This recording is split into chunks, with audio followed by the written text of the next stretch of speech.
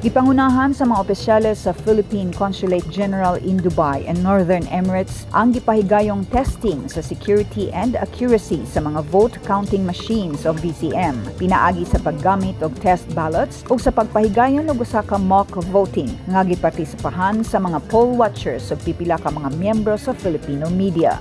Gipahigayon usab ang ceremonial oath-taking nga gipangunahan ni Vice Consul Elizabeth Ramos, Acting Head of Mission ug usa sa mga chairpersons sa Special Ballot Reception and Custody Group o SBR-CG. Ang mga empleyado sa konsulada nga mamahimong Special Board of Election Inspectors o SBEI para sa overseas absentee voting nga magsugod sa Abril 10 ug magpadayon hangtod sa Mayo 9.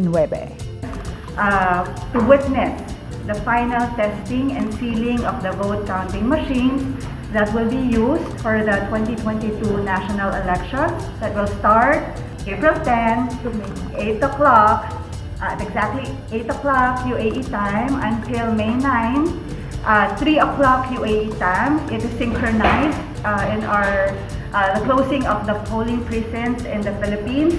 Tambag ni Vice Consul Ramos sa mga registered voters sa Dubai and Northern Emirates nga mokabat sa 191,779 nga karong umaabot nga eleksyon. Moboto sila og sayo og dili nahulaton pa ang Mayo 9 aron dili sila maabtan sa cut-off nga 3 PM UAE time nga nakasynchronize sa 7 PM cut-off time sa pagboto sa Pilipinas.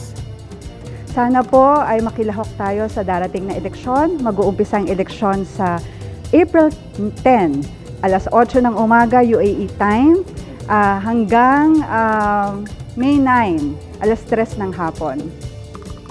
Dako ang kumpiyansa ni Vice Consul Ramos nga mas taas ang voters turnout sa election karong tuiga sa Dubai and Northern Emirates kumpara ni adtong milabay nga 2016 election. Di mokabat lamang sa 37,950 ang mibotar, gawas sa 122,953 registered voters. Sa pagkakaroon mokabat na sa 1.7 million ang gidaghanon sa overseas Filipino voters sa tibuok kalibutan. Henry Abenis, Makahilo, Newsline Philippines. Stay safe.